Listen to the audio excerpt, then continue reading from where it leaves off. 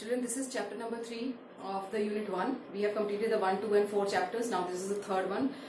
It is a little bit difficult chapter in a sense that there are lot many new terms which you all will come across. So once you see the video, please read the chapter, then again see the video and then reread the chapter. That has to happen, and it's very important chapter as far as the board examinations are concerned.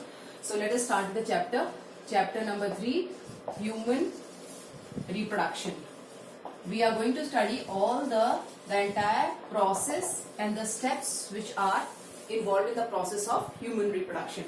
The summary of the chapter includes, first of all, we will try to understand the structure of reproductive organs in male and in female. So we are going to study the structure of the male and the female reproductive parts.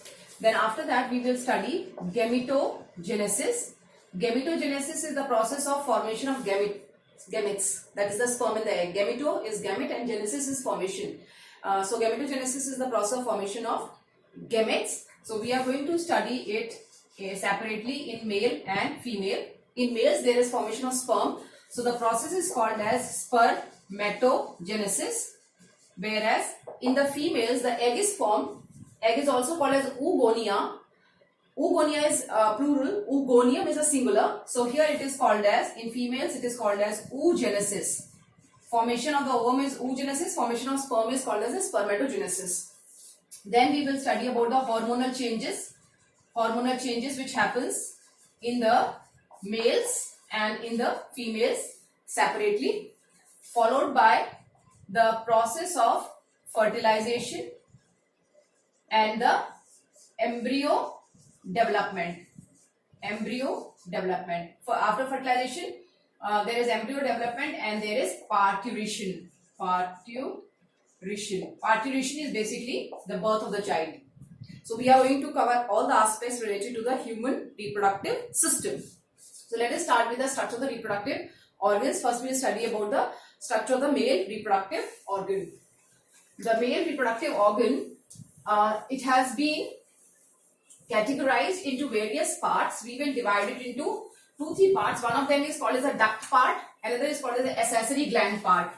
So before we go and study the structure, let us first discuss what are the various parts of the male reproductive system. Male reproductive system. It consists of testis, and testis is basically the primary sex organ. And primary sex organ is the organ where the development of the gametes takes place. So primary sex organ in female is called as the ovary, and in male it is called as the testis, where the sperms are formed, and in the ovary the ovum is formed. Testis, then it also consists of various other parts, like it is the rete testis, then next is vas afferentia, then epididymis, then vas deferens, then there is ejaculatory duct, then there is urethra, then there is penis, and there are also accessory glands. Accessory glands are the additional glands which are present, which helps in the process of reproduction. So they are seminal vesicle, one of the gland. Then another gland is called as the prostate gland, and next is the bulbourethral gland, and this bulbourethral gland is also called as Cowper's gland. It is also called as Cowper's gland, right? So these are the parts associated. So what is so specific about testis? Because it is a primary sex organ where the sperms are formed. What is so specific about these parts? Because they are formed the duct. Duct is tube. So they form an interconnected tube-like structure, or a network of the tube-like structure, which helps in shifting the sperm from one part of their body to the other part of the body. So the sperm moves through all these ducts. So once we study, we'll understand where the sperm is moving. And seminal vesicle, prostate gland and bulbourethral gland, they are all called as accessory glands. They are called accessory glands that assist in the process of reproduction, And what do they do? What do they produce and how they help? We will study that later. So these are the accessory gland, these are the ducts, and this is the primary sex organ. So keep on making notes also of this. You can pause the video and you can write down all the important parts here. So let us move ahead with the details of the structure of the male reproductive system. So first of all, we will discuss about the testis. And testis is basically present outside the body of the mammals. In most of them, they are present outside throughout their life, and there's a reason of why it is present outside the body, because the temperature of the testis has to be less than 2 degrees Celsius than the body temperature that is necessary for the proper formation of the sperm. So if the testes they are not present outside the body, there will be a problem with the sperm production. So that person may be sterile also, and this happens during the 7th month of pregnancy. When the male child is developing inside its mother body, then in the 7th month what happens, the testis and the penis, that is the ejaculatory organ, they all come out of the abdomen, and they come out of the abdomen and that remains there throughout their life. So it can provide conducive environment for the production of the sperm. There are certain mammals in which the testes, they do not remain outside the body throughout their life, but they come out only during the breeding season. So in the breeding season, since the gametes are required, so they come out, there is formation of sperm. Then the process of reproduction takes place. When the breeding season is over, these animals, they retract their testes back into the abdominal region. So in human beings, since we are studying this particular chapter, in human being, it remains outside throughout the life. And the formation of the gamete starts during puberty because of many hormonal changes which takes place in the body of the human male.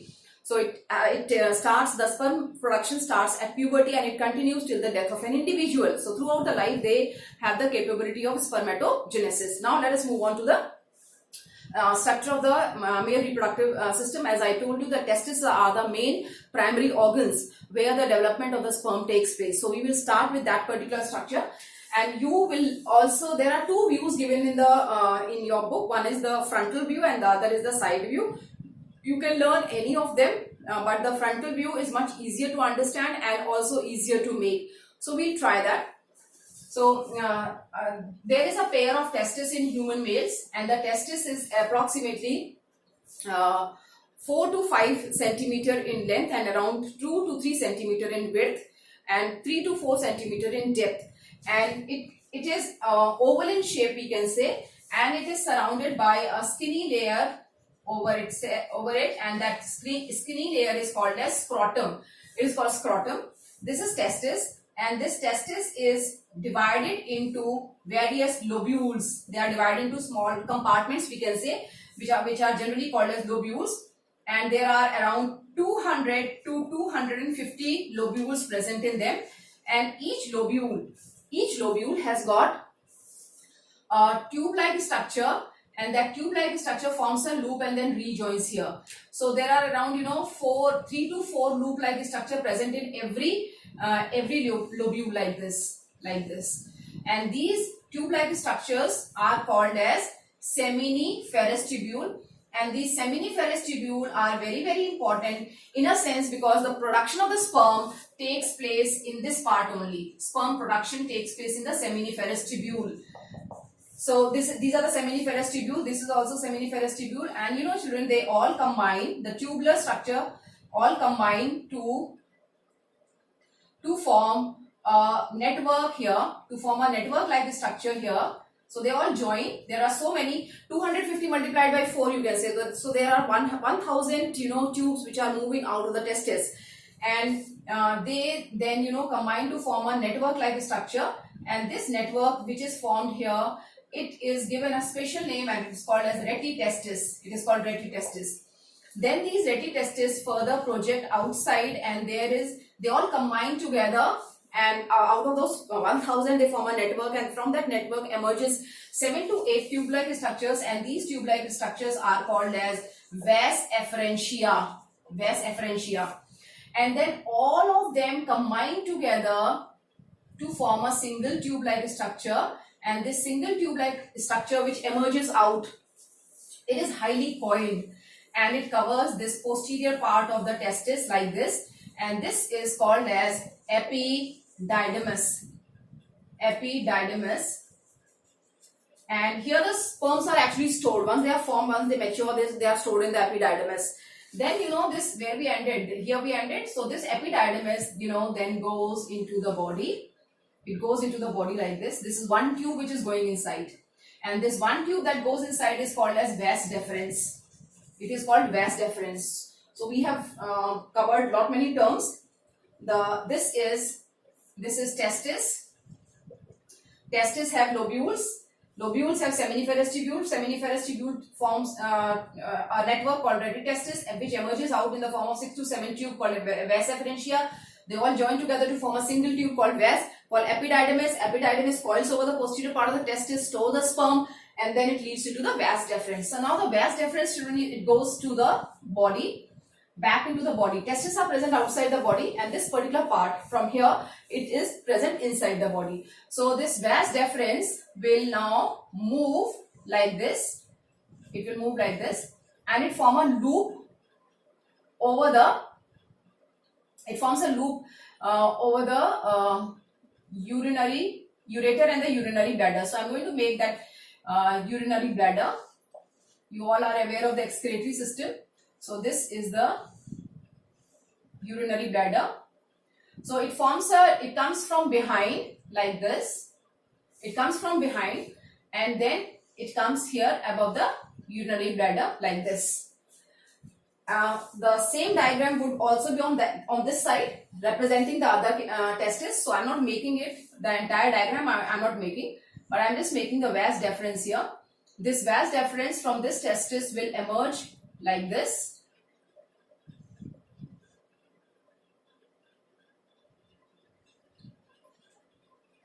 And like this.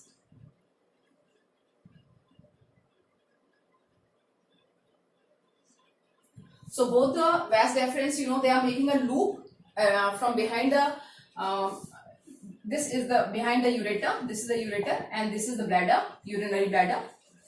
And then, you know, what happens, both of them, they join together, they both join the urethra like this, they join the urethra. So what is happening, there are 3 tubes merging together. One, this is the vas deferens, this is another vas deferens combining toward the urethra. But during its way, it also receives another gland, which is accessory gland, and this gland is called as seminal vesicle gland. And when the seminal vesicle gland joins it, the name changes. It does not remain as vas deferens. From here we start calling it as ejaculatory duct. We call it as ejaculatory duct. So this is the ejaculatory duct, this is another ejaculatory duct joining to the urethra. Urethra is a part of the excretory system, joining the urethra, and then, you know, all 3 tubes combine together and they form the urethra, which is moving out of the body, and this particular part has got a thick tissue layer. It has got a thick tissue layer over it, and this thick tissue layer, and it is a little bit enlarged at the tip. So this particular part is the ejaculatory organ, and it is called as penis. It is the ejaculatory organ and it is called as penis. Now the place where these 3 tubes combine together, it consists of a gland here, which is like a tennis ball like structure covering this particular part, this entire part, covering both the ejaculatory ducts and the urethra. There is a small tennis ball like structure, and this is called as prostate gland. This is prostate gland, and when the urethra further emerges, it consists of another pair of gland here, and this pair of gland is called as bulbourethral gland. Bulbourethral gland, or as I told you that it is also called as Cowper's gland. Now what do they do? So we have covered all the terms which I wrote earlier. So what is happening here? These are the 3 accessory glands: seminal vesicle, the prostate gland, and the bulbourethral gland. Now what do they do? The accessory gland produces fructose. They produces fructose, and fructose is a sugar, you all know.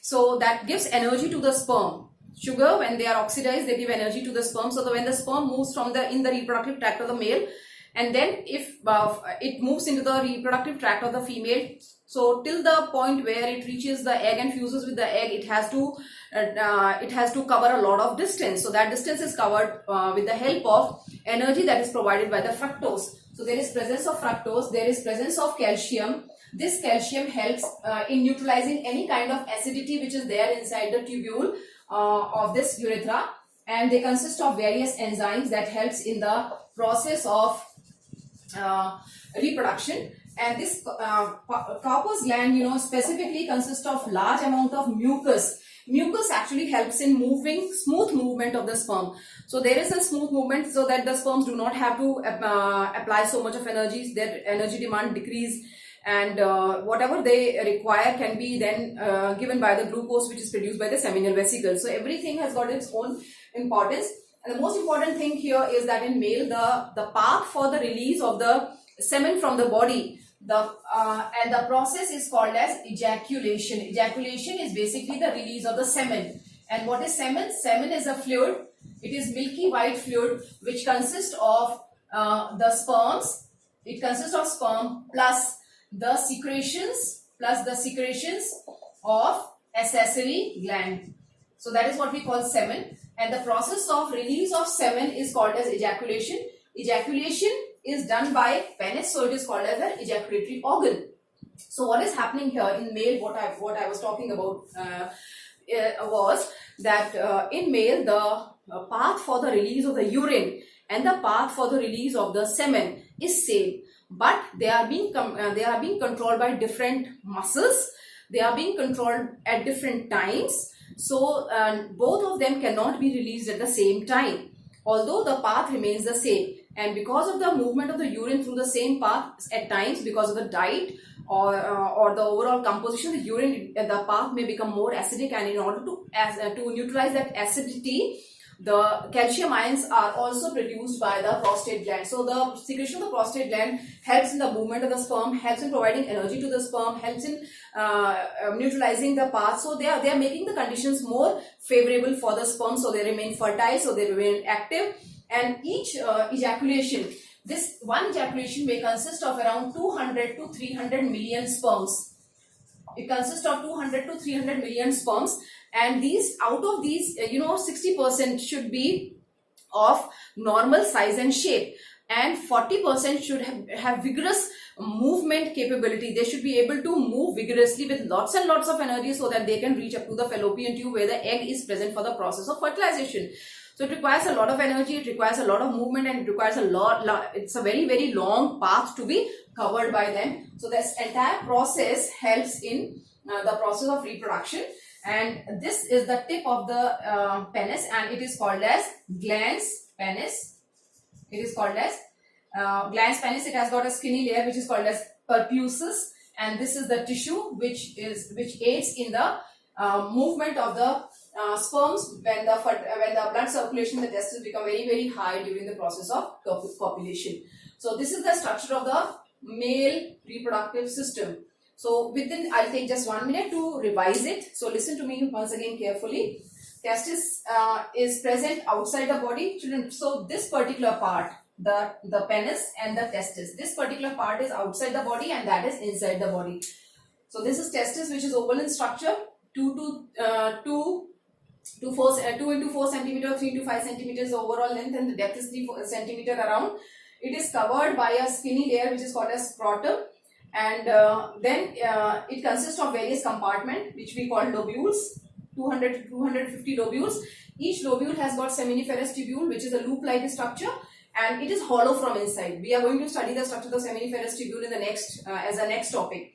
So seminiferous tubules are the loop-like structures, and they are the places where the sperms are produced. Then all these they combine together to form a network of tubules called retitestis. Retitestis will then emerges out in the form of just 6 to 7 tube-like structures, and they are called as vas deferens, or you can say 6 to 7 tube-like structure called vas afferentia. Vas afferentia combine to form epididymis. Epididymis remain coiled here over the testis. Then it goes back. Then from here it goes back to the body, and there we start calling it as vas deferens. Vas deferens meets seminal vesicle in its path. The moment it meets, its name changes from vas deferens to the ejaculatory duct. So what is happening here? The seminal vesicle will be dropping its secretion in the tube-like structure. So the sperm will take along with them the secretion of the seminal vesicle, and then it moves and forms a loop behind the ureter. Then both the ejaculatory duct come together, they fuse together along with the prostate, and this particular place also consists of a gland called as a prostate gland. Then the urethra moves out surrounded by a tissue, and this is the ejaculatory organ present, which we call as a penis, and it is an ejaculatory organ. It's consists of a bigger or more tissue on the tip. It is called glans panicea. Then this is the Cowper's gland, or the bulbourethral gland, whose main function is to produce mucus that helps in smooth movement of the sperms. And the Assassin gland produces these many components, which we have already discussed what function they perform. Now moving ahead, we have already studied the reproductive structure of male. Now, as I told you that we are going to study the seminiferous tubule structure. So let us study the transverse section of testis. Transverse section of testis. We all have studied in the we all have studied earlier that testis is oval in structure, and it consists of many compartments, and these compartments, they harbor the seminiferous tubule in them. Now, if we cut the transverse section of the testis like this, so how it would look? This is testis, and this testis consists of a large number of seminiferous tubules like this. It consists of a large number of seminiferous tubules. There are around 1000 seminiferous tubules. 250 multiplied by 4, we can say that is the maximum number which we have taken. Now this is testis, and this testis consists of seminiferous tubule. Now we will study a detailed structure of the seminiferous tubule. So I am making only this much part. Okay, so this is the outermost layer of the testis. Above that testis, we all know that there is a skinny layer, and that is called as a scrotum. So I'll make here scrotum, and then there is presence of this testis. Then let me elaborate it a little more. And this is one seminiferous tubule. There can be many more seminiferous tubules surrounding this. This seminiferous tubule has got an outermost layer, and this outermost layer is called as germinal epithelium. It is called germinal epithelium. This germinal epithelium layer is also called as a germ layer, and germ layer has the capability of giving rise to the gametes. So it produces the sperms, but not directly. There is a specific method which is adopted. So this is germinal epithelium. Now this germinal epithelium will keep on producing certain cells, and these cells are given a special name, and these cells are called as spermatogonium. Spermatogonium. It is singular, or it is also called as spermatogonia. That is plural. You can use any term. Better to use gonia because that's a plural verb. And in between, it consists of, or it produces certain cells which are much larger in shape, generally triangular, but they can also be oval in shape. And these special cells are called as Sertoli cells. They are called Sertoli cells, and always remember that they provide nutrition to the sperms. The Sertoli cells provide nutrition to the sperm, so they are very, very important. They are bigger in size so that they can store more food inside them. Now this spermatogonia produces the primary spermatocytes inside it. The primary spermatocytes, which are also 2N. 2N means diploid in nature. The primary spermatocytes, then they will form another layer of cell, and that layer of cell is called as secondary spermatocyte. They are N because the primary spermatocyte have produced them through the process of meiosis 1, and we all know that meiosis 1 is a reduction division. So the number of the chromosome from 46 it reduces to 23. So there are secondary spermatocytes here, and you will find primary everywhere. Spermatogonia as the outermost layer, then the primary spermatocytes, and followed by the secondary spermatocytes. They are more or less similar to each other. Only thing is that the ploidy is different. Now what happens? This secondary spermatocytes, then they produces another cell inside the lumen, and they are called as spermatids. They are also N, and they are produced as a result of meiosis 2, which is a equational division, spermatids. And these spermatid children, then they form the sperms. And these cells I am making a little bit different because I am making the tail of the sperm also. So these are finally the sperms. So you can say that the most matured cells or the ultimate cells which are formed in the process of spermatogenesis are the sperms, and they are present in the center. So these are the younger cells, the germinal epithelium producing the spermatogonia producing the primary spermatocyte. Then the secondary spermatocytes. The secondary spermatocytes are then followed by the spermatids, which in turn are followed by the sperms. So ultimate production of sperms takes place like this. Now, can you see the place which I have made here? Around the seminal vesicle, or to be more clear, this particular place. This place have been given a special name, or I can also label it here that it is called as interstitial cell. Interstitial cells. There are cells here. There are also cells here, and they are called interstitial cell. And there is one more name which is given to them. It is also called as Leydig cells. Leydig cells. And they are important because they produces special chemical called as androgens, and androgens helps in spermatogenesis, and the main androgen is testosterone. Androgens produces testosterone. That the main chemical which is present in the androgen is the testosterone, and androgen helps in spermatogenesis. Spermatogenesis is again the production of the sperms. So we have studied the transverse section of the testis, and always remember the transverse section of the testis consists of the elaborate and the detailed diagram of the seminiferous tubule. Now let us move on to the next topic, and that is the production of sperms, or we also call it as spermatogenesis. So with this we will be completing one particular topic of male reproductive structure and the gamete formation inside them. Then we'll switch over to the next one, that is the female reproductive structure. Now, the spermatogenesis. Since we have already studied the structure of the seminiferous tubule, I hope you will be able to understand it more clearly. First of all, there is presence of testis. The testis in turn have got seminiferous tubule. Seminiferous tubule produces spermatogonia.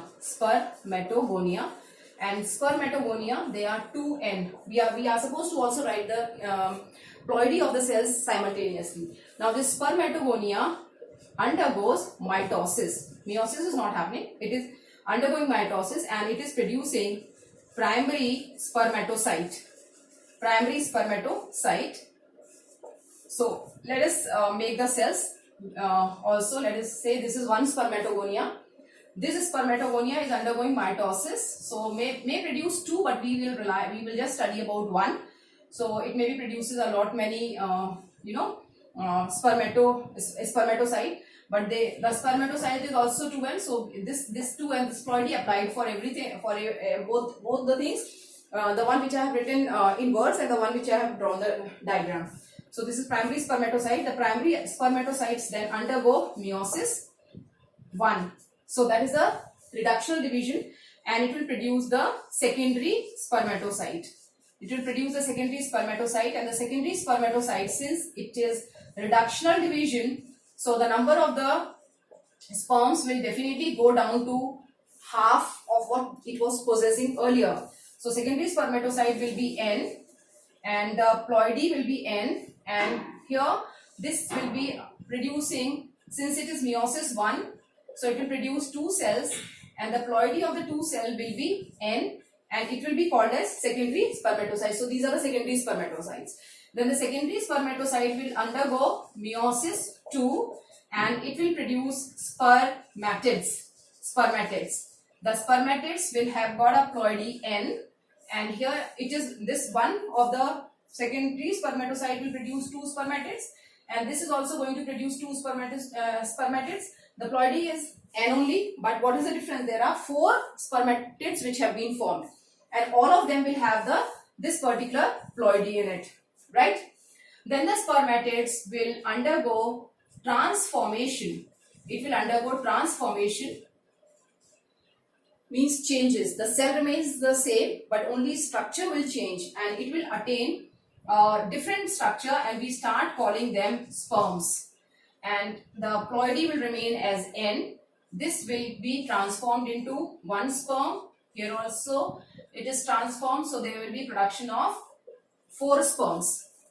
There will be production of 4 sperm, and you know, these sperms, they put their head inside the Sertoli cell, and they keep on extracting nutrition from them, and after that they start moving out of the seminiferous tubule. They reach the rete testis, they reach the vasa franchia, and then they are stored in the epididymis. So there is a transformation. Here the division is not happening. You can see no division is happening. The spermatids is converted into sperms, and this process have been given a special name. It is called spermiogenesis. It is called spermiogenesis. So from here till here it is spermatogenesis, and a small part of it is called as spermiogenesis. From here till here it is spermatogenesis, and the small part is spermiogenesis, where the spermatids are converted or transformed or get changed into the sperms.